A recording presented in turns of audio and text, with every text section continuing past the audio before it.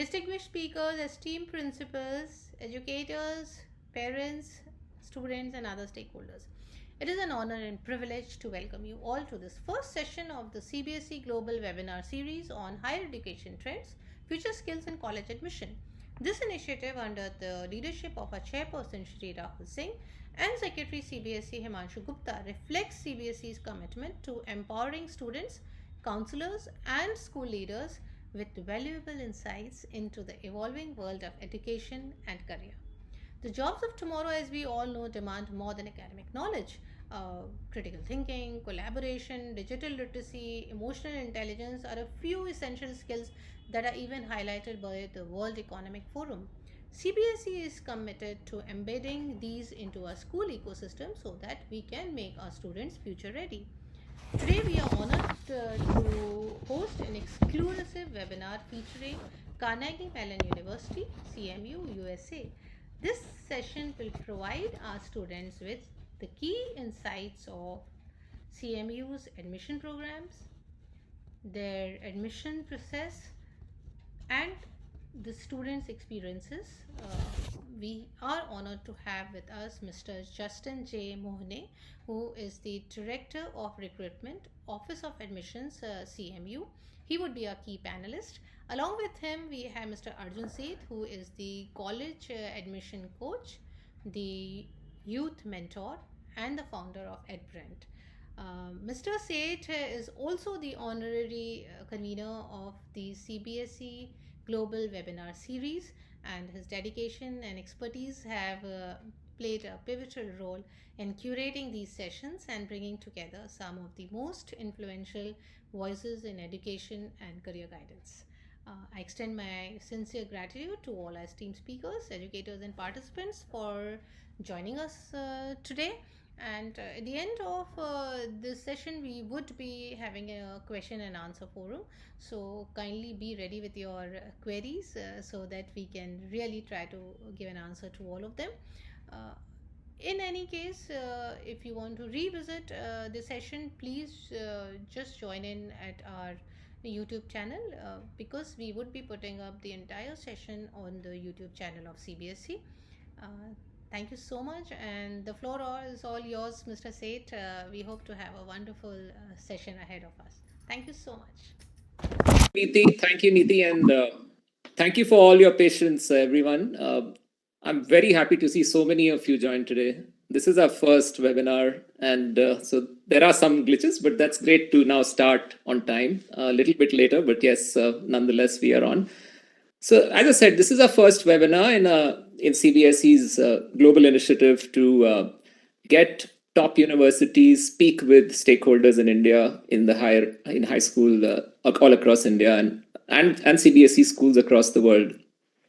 I've had the pleasure of interacting with guiding students who've been admitted to Carnegie Mellon University, and some of my favorite students have been products of Carnegie Mellon and CBSE schools. In fact, I wanted to invite one of our students for this who graduated from Carnegie Mellon, worked at NVIDIA, then came back to India, worked at Niti Aayog, which is a Government of India initiative, and now runs a private equity fund which supports semiconductor industries and some really high-end tech industry initiatives which India really needs and is developing. So Justin, I know Niti has introduced you, but one thing that struck me from your wonderful resume was you're a first-generation student who also went on to study in really good universities. You're a product and a success story of a case where a student could, with their great determination, not just rise up from the ranks of and also take your community with you and grow. And now you are not only representing Carnegie Mellon, but you're also a leader in college admission counseling associations in Pennsylvania. So we're so delighted to have you. So the format of today's discussion will be where you can present ideas of what you think Carnegie Mellon represents, and going forward, what you think Carnegie Mellon brings to the table in this so confusing and overcharged and very distracted world. So that's for the first 15-20 minutes. We'll hear from you. After that, we'll have a few questions which have already come in, and it's been so exciting to see participation.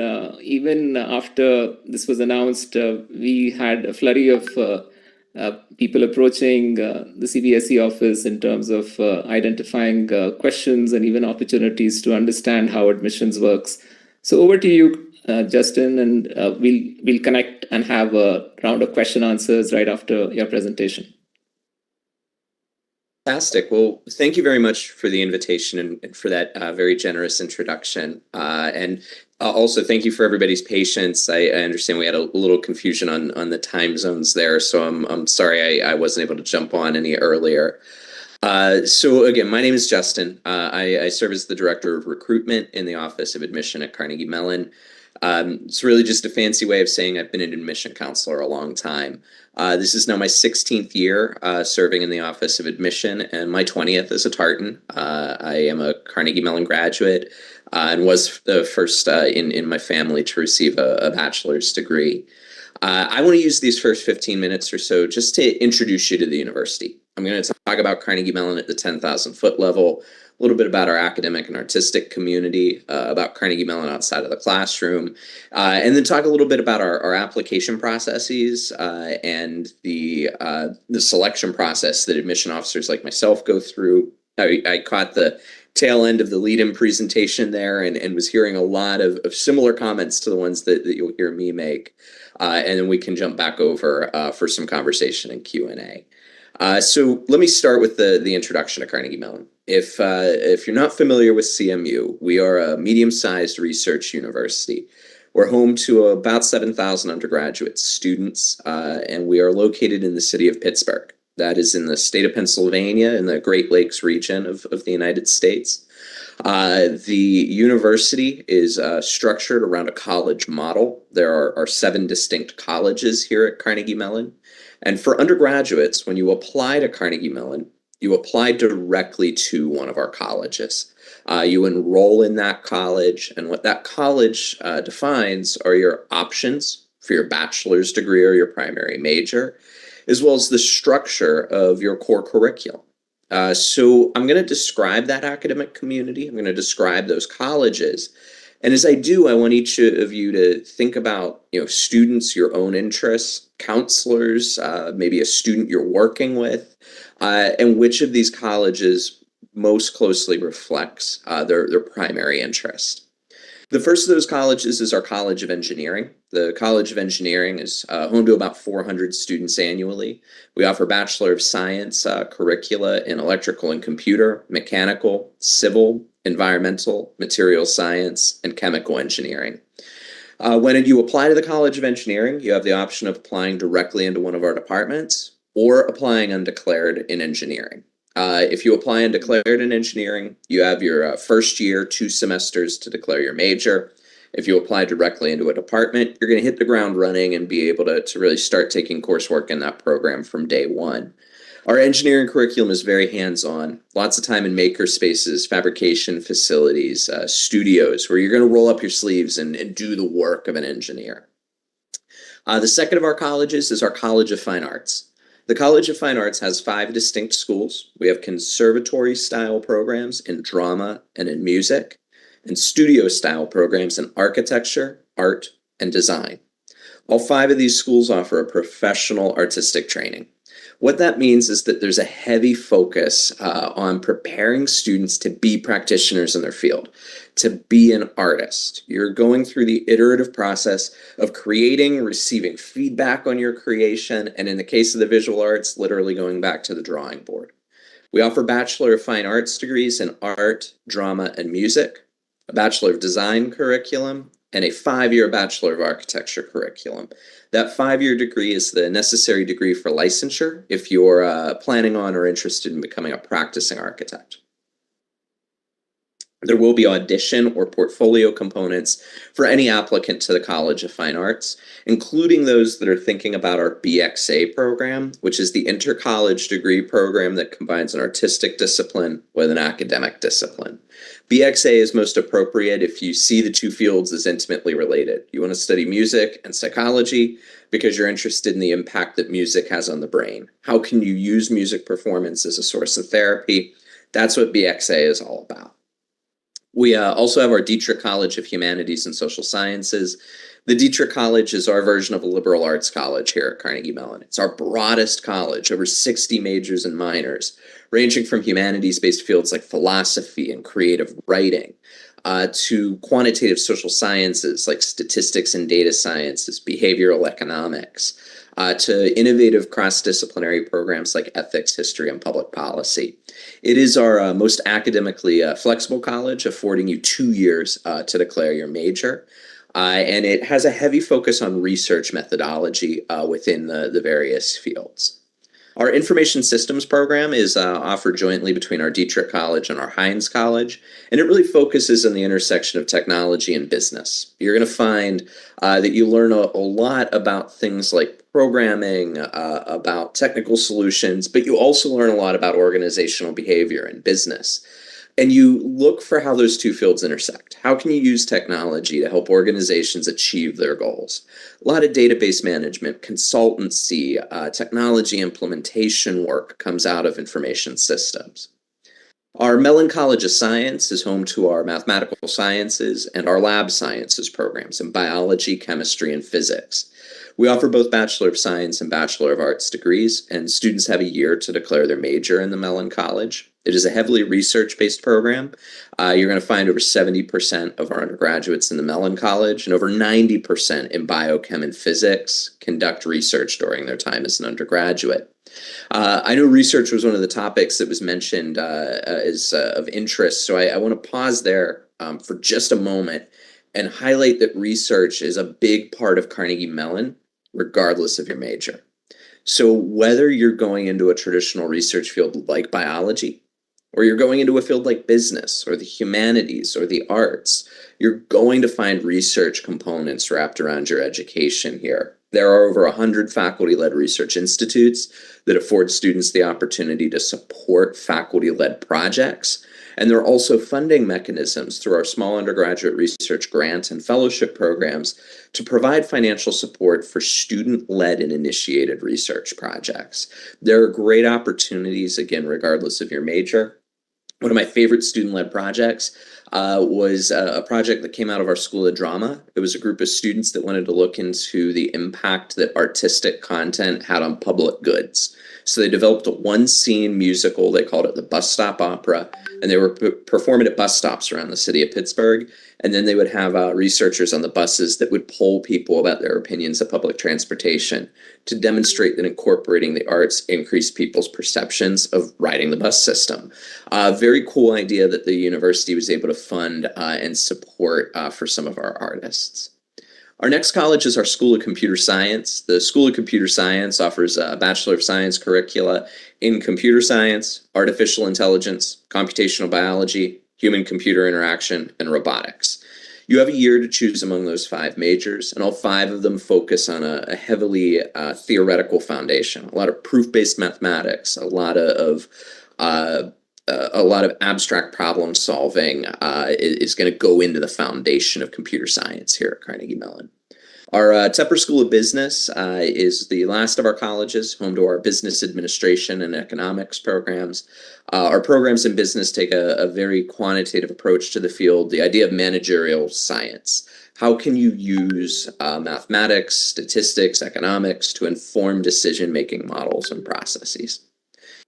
So that gives you the high-level kind of perspective of those 7 colleges. I want to stress that while I asked you to think about which would best reflect your primary major, your first interest at CMU, there's plenty of opportunity to explore across the colleges. A typical Bachelor of Science curricula here at CMU affords you about 20% of your curricula as elective courses, as courses that will not relate to your degree directly.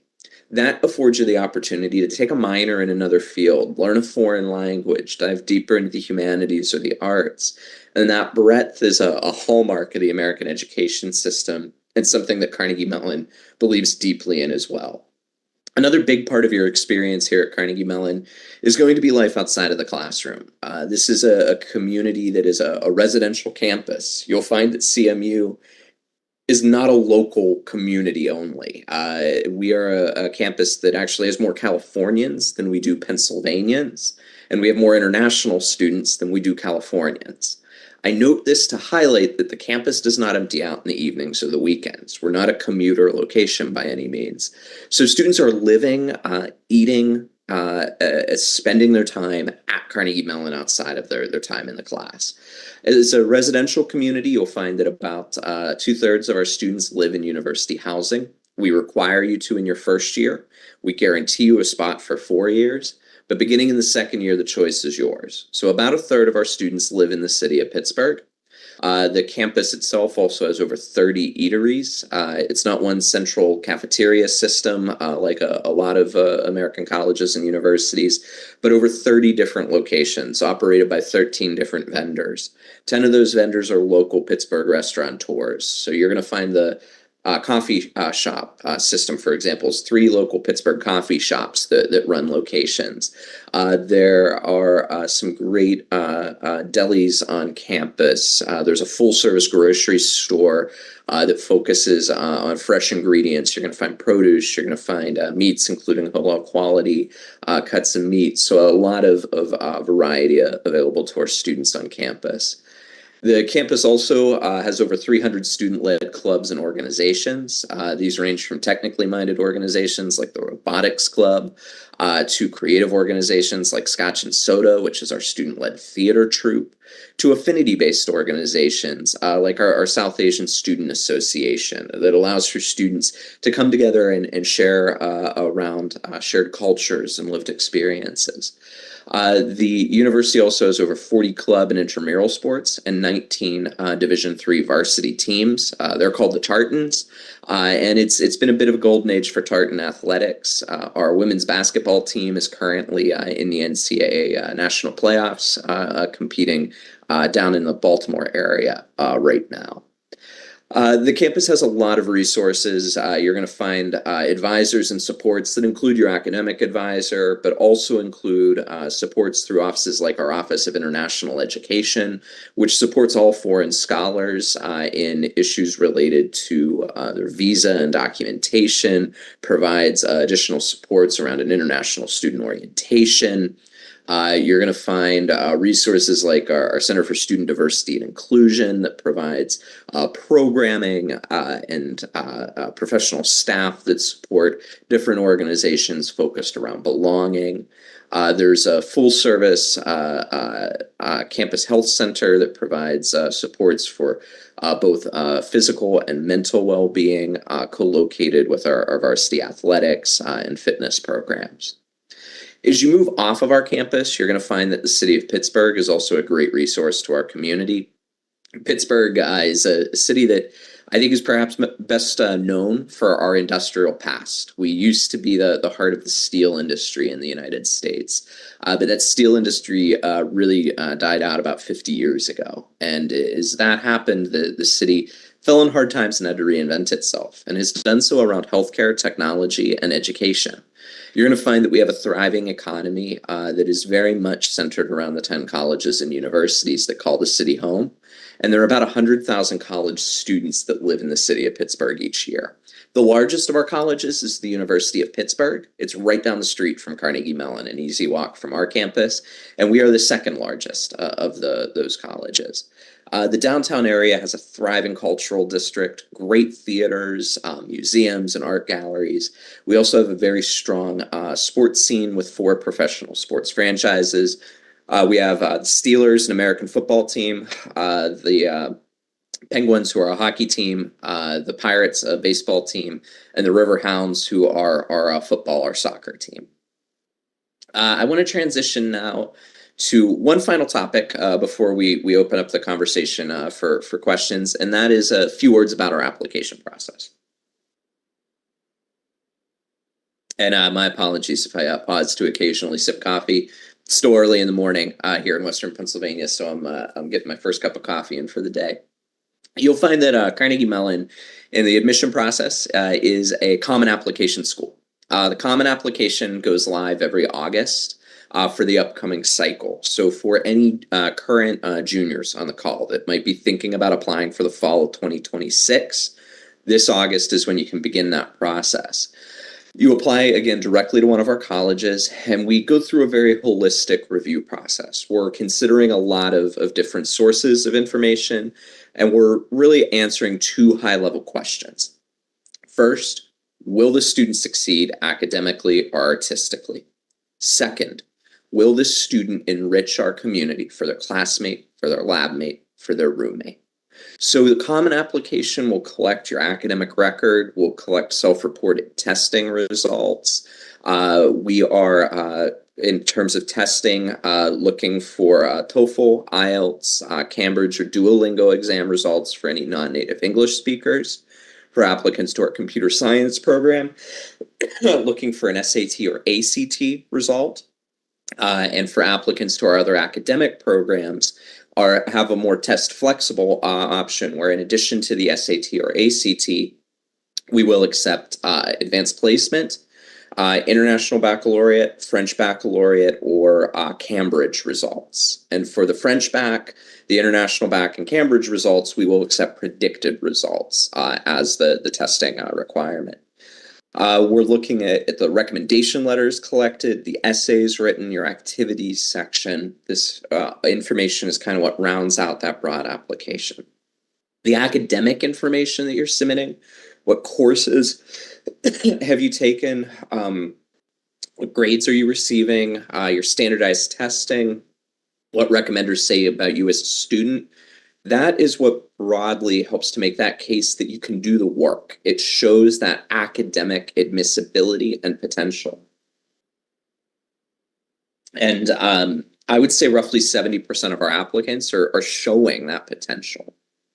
One of the questions that was being discussed right as I came on was with the CBSE curriculum. And I want to reassure folks that is a curriculum that our team is very intimately familiar with. We receive a lot of applicants internationally, many applicants from India, and many in the CBSE curriculum. So we actually spend time in our annual READ training with our staff covering the CBSE curriculum specifically. My apologies. Outside of the classroom, we're looking for students that are prepared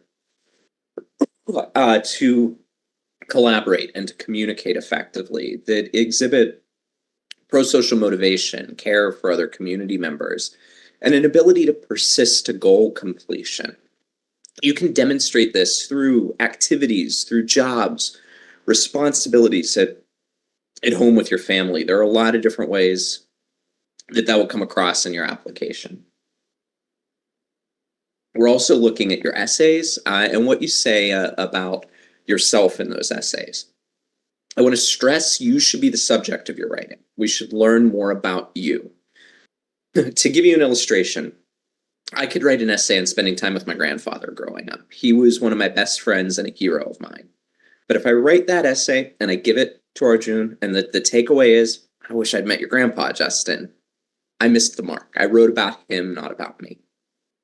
But if I use this story about my grandpa to tell you about me, how that time instilled hobbies and passions that I've remained very active with, now I've talked about myself. You can envision who I might be as a community member. Keeping yourself as the subject is very important. And with that, I'm right about at time for my introduction and my comments. So I'll turn it back over to your team for questions. Thanks, Justin, for the overview of Carnegie Mellon. Such a fine institution. I have visited, so I'm quite familiar with the layout of the campus, the proximity to the city center, University of Pittsburgh being nearby, so students have lots to do. There's so many thoughts, and I think in particular, your emphasis on understanding admissibility, the idea of rigor of the curriculum, and students being able to cope with it, and your deep understanding, like you mentioned, there's a team that studies all the changes in the CBSE system. Very often we come across this view that the IB curriculum or the AP curriculum is now having a pretty steady footing in India. Students take AP exams, and some students come back to us and say, okay, we are in a CBSE school, should we also take AP exams? And my honest answer is don't. If you've got time, there's better things to do, and you could demonstrate all the good qualities that you have, and also spend time doing other things, including extracurriculars. So straight from you, how do we get this answer out in the world from admissions director? Yeah, absolutely. In terms of the application review process, understanding curricula is a responsibility of admission offices. It's not the responsibility of a student or an applicant to try to fit their academic curricula into a specific box. So we spend a lot of time in understanding those contexts. CBSE, candidly, is one of the easier ones for our team to dive into because we see it so frequently. It's such a common curriculum for us. But we also see applicants that might be one of only 2 or 3 applicants from their national curricula that we'll see in a year. We have tools to be able to jump in and understand those curricula, understand those students' contexts. So I very much agree with your advice. I think that students that are in a curricula like CBSE and are making decisions about how to spend their time outside of that curricula have a lot of different opportunities available to them. Certainly, you want to make sure that you are fulfilling any standardized testing requirements of the schools you're applying to. That might be the SAT or the ACT. It might be an English language proficiency exam. As I mentioned, for some schools like Carnegie Mellon, sitting for an AP exam could fulfill that testing exam for us. That is a different space than your high school transcript. But AP exams are not nearly as commonly used for that purpose as the SAT or the ACT would be if you're looking for which exams afford you the most flexibility in applying to U.S. colleges and universities. And then with all the importance that we place on that community side, what kind of a roommate, what kind of a lab mate, what kind of a classmate will you be?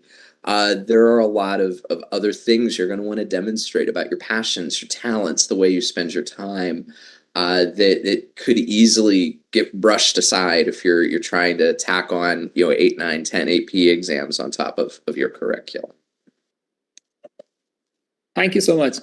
I think one thing that everyone wants to know is what goes on behind the closed room of an admissions committee. And, very often there are secrets being kind of outpoured on social media or on Reddit or Quora, and students go crazy. They start looking at all of that and discussing. So just to get to know from you, you've talked about words like care and belonging and goal completion and certain qualities which I could sort of gather that something that Carnegie Mellon cares for. But very often students hear that from many other universities. And so they don't have a metrics, and I don't think they need to know the metrics of how a form looks like and how admission committees work.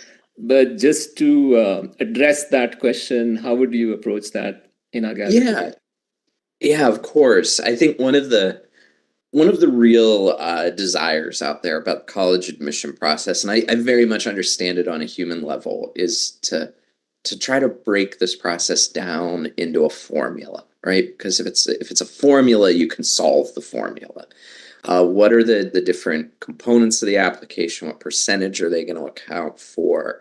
And how do I maximize that formula? And the reality is that admission, as much as it is quantitative, there are GPAs, there are grades, there are standardized testing results. It is also qualitative. There are essays, there are recommendations, there are activities lists. And so we're balancing science and art, and we're looking to answer those 2 questions that I mentioned. Can you do the work? Will you enrich the community? And at most U.S. colleges and universities, about 70% of our applicants are admissible. They're showing they can do the work. So any college admitting lower than 70%, at some point they're diving beyond those academics and they're starting to make those judgments about how are they going to build their community. And you mentioned back a few of the characteristics that I noted that Carnegie Mellon looks for. Each college will make a decision based on their own values, their own mission, their own vision. What are we looking for in that community?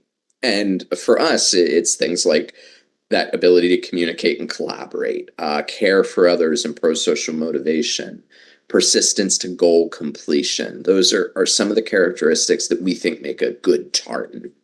The other piece of this puzzle that I didn't mention earlier, but I think is valuable talking about, is also institutional context, institutional priorities. Each college may have its own priorities for that year or for that class. Maybe it's a new major that they're looking to grow. Maybe it's the basketball team graduated their top point guard and they need a new point guard. Maybe it's the campus orchestra is graduating their top French horn players and they need to get some new French horn players. There are a lot of different priorities that can fit in there, that within that group of admissible candidates, when the committee is making choices and selecting students for an offer of admission, it's sometimes also which students balance out those needs of the campus, ensuring that we have enough students interested in our different majors. It's CMU, it's pretty transparent in how we're handling that because we're direct admitting to colleges. So we're looking for 400 engineers, we're looking for 210 computer scientists. But even within a small liberal arts college, a college that just might have one entry point, you're not having to indicate a college of interest, they're probably still doing some level of modeling to try to understand, based on essays and questions answered in the application, is this student interested in the sciences or writing? Are they going to go into the arts or are they going to want to dive into the humanities? Because they need to have that balanced campus. We hire faculty, we build labs, we have classrooms, all on the basis of having those balanced academic interests. So know that there are a lot of inputs here, and some of those inputs are outside of your individual control as a student. I don't say that to have you feel like a loss of sense of control, but I say that to reassure you that this process is not one that you can perfect an application and guarantee an outcome in. It is very much a process where if you have a good balanced list of colleges, you're going to find good fits at the end of the process, but it's also impossible to predict an individual outcome in an individual school. Thanks again. I have questions on mental health and well-being in highly stressful academic environments, and I think we'll get to that. But let's also open the floor to people who want to ask questions. And I know Neeti ma'am, you also had something in store, and Yashika, you have your hand up. Neeti ma'am, you can address us, and then we'll get to Yashika. I know there are a lot of queries, sir. And they are pouring it like anything initially. So I think first we can give floor to the people who have already raised their hands. So Yashika, ma'am, you were keen to ask something. Kindly go ahead, please. Thank you so much, ma'am, and it's a pleasure being here on this webinar, trying to find out and get to know more about the CMU. But I do have a query, Mr. Boni, from you, that students in school are relatively protected and they're coming into an environment where they're not only aiming to be graduates, but they're aiming to be graduates in in an environment in a country which is very, very different to what it is at home. So what kind of programs do you have? What kind of backup do you have that can help these students? See, the CBSE curriculum is such that adjusting to academia is not a problem. And why I say that is because I finished my schooling in the UK, and it is the CBSE curriculum that helped me in good stead to max my O levels and A levels there. So it's not the studies that one is more concerned about, but the changing environment. And when the students are coming into a new country, into a new culture, what kind of a system do you have in play which can help them adjust? That's a very good question, and I appreciate that very much. Each student entering our community is coming in with different needs, and I think you very accurately have captured one of those challenges for an international student, especially, that is experiencing a new culture, a new climate, a new socio-political environment and community. Right. And there are a number of ways that the university proactively seeks to support students in that transition. One that I want to highlight is that you're going to find Carnegie Mellon has one of the longest and most developed first-year orientation programs. For international students, our first-year orientation program runs over a full week before the first day of classes. That's going to afford students opportunities to meet their community. You're going to spend a lot of time with your fellow students within your residence hall. It affords you opportunities to meet your academic advisors, to be exposed to campus resources that are going to include things like the supports in the Highmark Center for Health and Wellbeing that I alluded to learn the dining system, to experience the city of Pittsburgh, and the ability to do all of that while not yet balancing academics.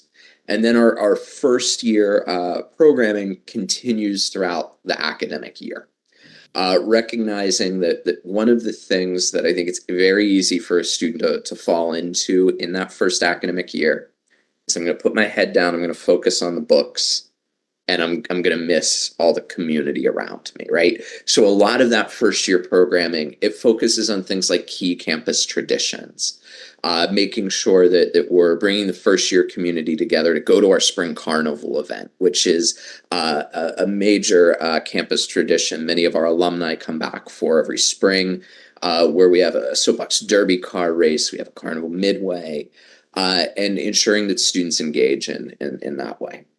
But do you have a mentor-mentee system as well, where the students can adjust?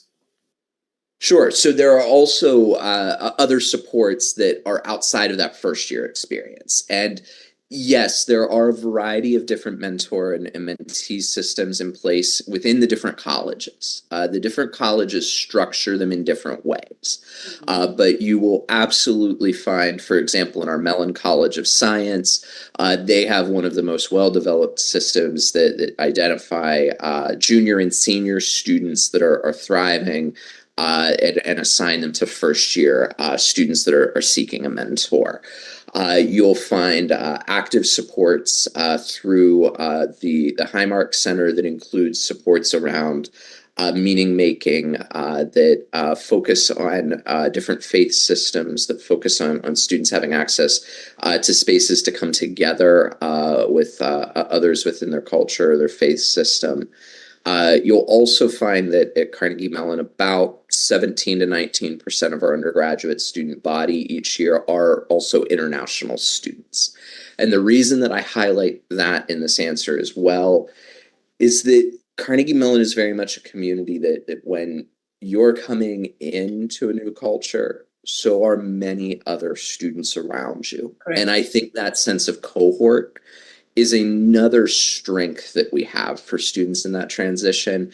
And to your question about mentors, it also means that in the classes ahead of you, there is a real critical mass of students that have made that transition already. You're not the only one. You're not one of very few. You can find that sense of community through different clubs and organizations on our campus as well. I mentioned within those 300 clubs, there are many affinity organizations, and those affinity organizations, whether it's the South Asian student community group that I mentioned, Bhangra in the Berg, which is a Bhangra organization here in Pittsburgh. Lots of different ways to help students create sense of community within those affinity spaces.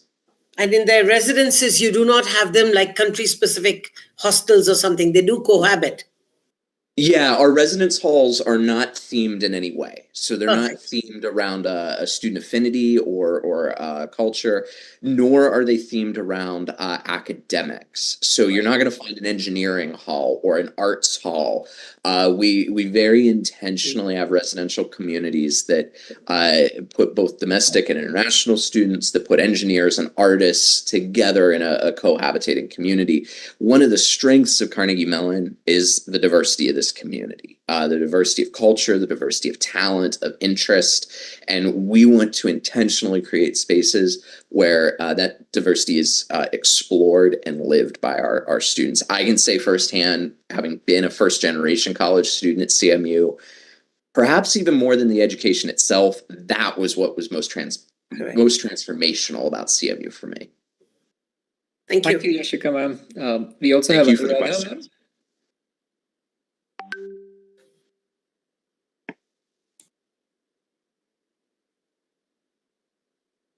Yes, Anuradha, would Can you you like hear to ask the question? Yeah. Good evening. From what I gather and what I know about it, yours is a university, that is CMU, is known for excellence in academics, particular in the sector of computer engineering and sciences. Rather well known in my organization for that. Okay. It is a highly competitive entrance system where selection is from an extremely large pool. I understand that you support diversity from your mentioning of it. Mhm. That is a cultural diversity. But how would you support, say, savants from India? Sure. So could you maybe help me unpack that question just a little bit more? What kind of supports are you interested in learning more about? Academic support for Academic? on the autistic spectrum, say. Sure. Okay, thank you very much for that. You're going to find that supports that are academic in nature, as well as supports that would be specific for a student on the spectrum, are both co-located within a unit called our Student Academic Success Center. The Student Academic Success Center has a variety of different offices. The two of which that are most relevant to your question include our Academic Development Office. Academic Development provides a variety of academic supports that range from content-specific supports, things like tutoring in math or small group review for a specific course, to skill-based tutoring. This is perhaps the piece that I think we see more often engaged by our student body on the spectrum. This would include things like best practices in note-taking, how to best leverage office hours with your faculty, coaching on test preparation or on group projects. The other office is our Office of Disability Resources. And the Office of Disability Resources works with any member of our community, student, faculty, or staff, that has a learning difference or that has a physical disability that may be related to sight, to hearing, to mobility. And they assist students, they assist staff, they assist faculty in advocating for and receiving appropriate accommodations. They, in terms of the student body, also connect students very frequently with that academic development office, with specific tutors or staff members there, or specific services. But they can also assist if a student would benefit from a distraction-free testing environment, if they would benefit from additional time on tests, if they would benefit from note-taking support, etc., arranging for those appropriate accommodations. So having those two offices now co-located within one unit has been very impactful. When I was a student, they were just separate offices on our campus. They weren't really co-located. The way that I've been seeing them really collaborate the last 7 years that they've been under one roof, I think has been a big step forward for our students. Thank you. Also, I don't know if it is a politically charged question, but I'm taking the liberty of asking you nevertheless. Sure. Given the scenario with restricted funding for research, would it impact your programs? Because of a lot of our children or our young people would like to go on to or would choose a university in the US primarily for research. Sure. So absolutely, the conversation about research funding is one right now in the United States and on campuses like my own that is ongoing. If you're following the news coming out of the White House and out of the executive branch, right now there have been a number of executive orders. There have also been a number of legal challenges in the courts that have, in some cases, provided temporary stops to those orders. And there are also then a lot of questions about what will the Congress, our third branch of government, do in their budget for the upcoming year as it could relate to research funding.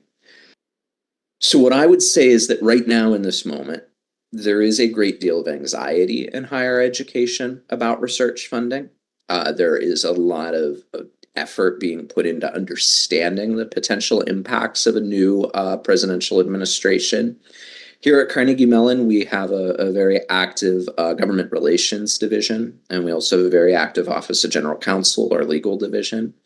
I can say that as campus leaders, we've been getting updates from both. They're very active in understanding the legal landscape as it evolves and being involved in advocacy to our elected officials to understand the impacts on the educational and research community.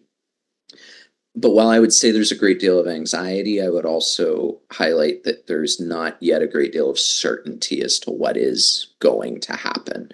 Because what we've been seeing, again, have been a lot of executive orders, but the corresponding legal challenges bringing a lot of gray area and a lot of uncertainty to what the final outcome will be. So I know that's an incomplete answer to your question. I am a big fan of the Chronicle of Higher Education. If you're not a reader of the Chronicle, I highly recommend it. They are having day-to-day coverage of these issues. And I think as the legal challenges work their way through the courts, as we hear more from the Congress, we're going to get a clearer sense of the way in which our three branches of government will be interacting on these issues of research funding for colleges and universities. I hope that was helpful. I know it's not a complete answer, but there's still so much happening. Thank you, Anuradha ma'am, for such thoughtful questions. And I think both of them were so meaningful for our discussion today. So yes, we do have more people on our question raised hand list. So I'll get to that. But Niti ma'am, would you like to jump in? Pramod sir is there also. Should I go ahead? Dr. Pramod, would you like to ask your question? Yeah, you're on mute, sir. You can unmute. There is a mute button. Okay. Sorry. Good evening. Yeah. I'm seeing in the chat box the participants are, asking, the similar the questions. The question is that is there any specific criteria for the award of the scholarship? Because Mr. Justin has just mentioned that the university is offering the scholarship scheme. So is there any specific criteria for that, or it is similar for all the courses? Actually, let me jump in. Once students are admitted, so different universities have different policies for admitted student funding, and that Carnegie Mellon completely supports in terms of student-led support for research, academic travel, and whatnot. Would you like to highlight that? And then for admissions, we'll have to have a separate webinar for that, because each university has a little different take, so we'll have to broad base it. So go ahead, Justin. So for Carnegie Mellon specifically, we do not award any merit scholarships. All of our financial aid is need-based aid, and we award need-based aid to U.S. citizens, permanent residents, and a number of international students in qualifying categories. This would be students like those with a DACA status here in the United States, or refugee or asylee status. You may have some students with dual citizenship that qualify, but for many students, for international students, there's not funding assistance available directly from Carnegie Mellon.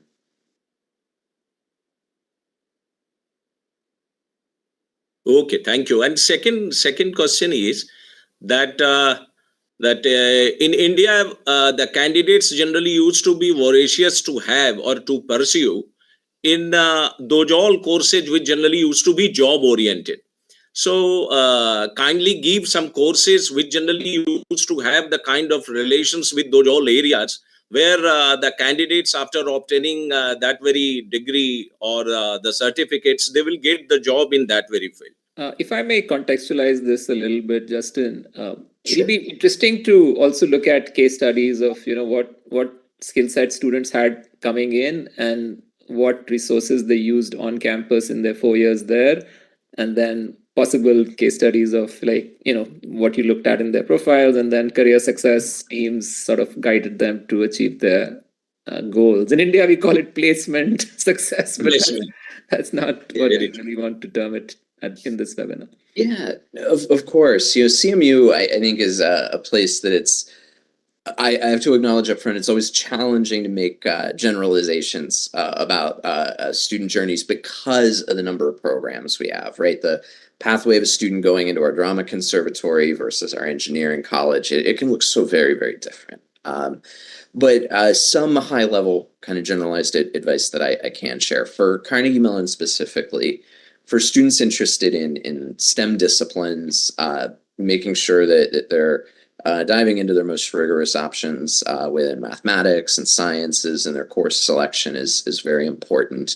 And also, we had talked about language proficiency exams. I would say that in talking about student profiles and case studies of how they might move through our community and the outcomes that they see at the end, we do see students entering the university with a variety of English language proficiency levels. While we have a benchmark on our website that is our minimum benchmark for entry, we do also have supports in our community for students to continue developing language skills and communication skills through the communications and writing centers on our campus. So for some students, I think that's a part of their early journey at Carnegie Mellon, where they're continuing to develop and grow through the supports of the university. I've heard from students that sometimes the more challenging part of that journey early on can be group projects where they're perhaps the only ESL or English as second language student in a group.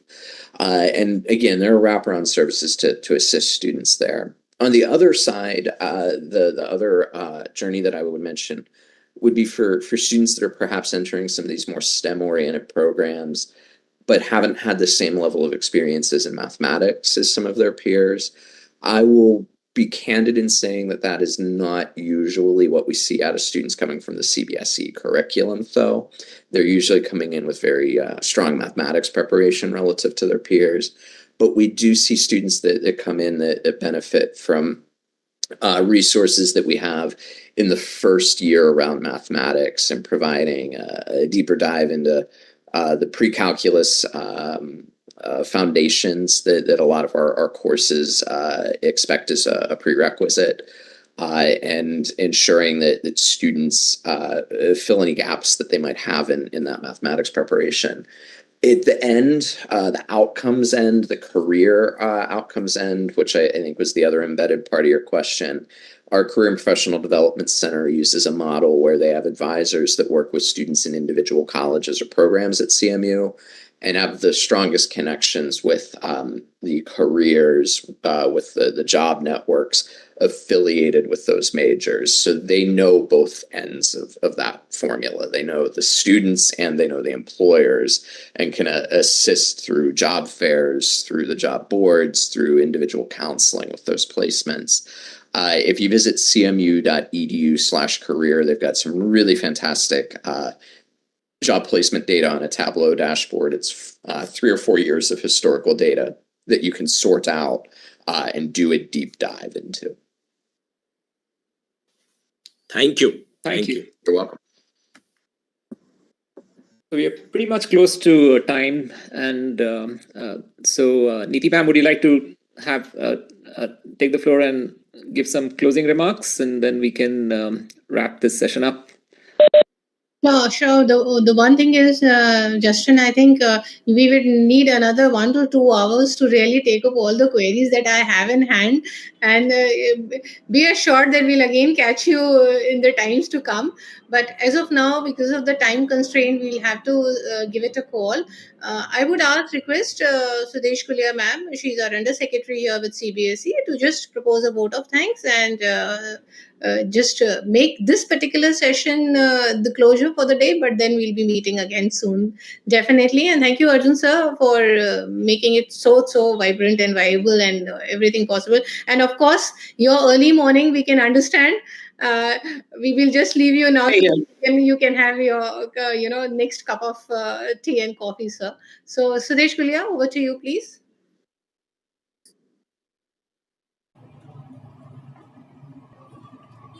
Thank you, ma'am.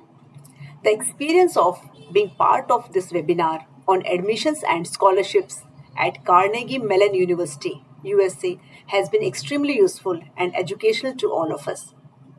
At the conclusion of this webinar, I express my heartfelt gratitude to Chairman CBSE, Shri Rahul Singh Ji, IAS, and Secretary CBSE, Shri Himanshu Gupta Ji, IAS, for conceptualizing the idea of this webinar and guiding us with your valuable perspective. Now, on behalf of everyone present here, I would like to thank Mr. Justin J. Mohne from Carnegie Mellon University and Mr. Arjun Seth for the time and effort you put into this webinar. You provided a clear understanding of the opportunities available at CMU. The webinar was both informative and inspiring. Thank you for answering our questions so thoughtfully. We are looking forward to staying connected and learning more from you in the future webinars of the series.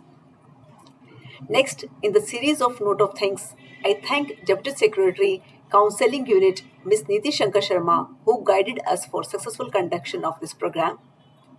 Now, on behalf of CBSE, I express my thankfulness to all the principals, heads, teachers, students, and parents who have joined us from different corners of the educational landscape for their engagement and thoughtful questions. At the end, I express my gratitude to the officials of Counseling Unit for their support and assistance in organizing this webinar. With this, I, Sudesh Gulia, Deputy Secretary IT, CBSE, announce the conclusion of this webinar. Thank you. Have a good day.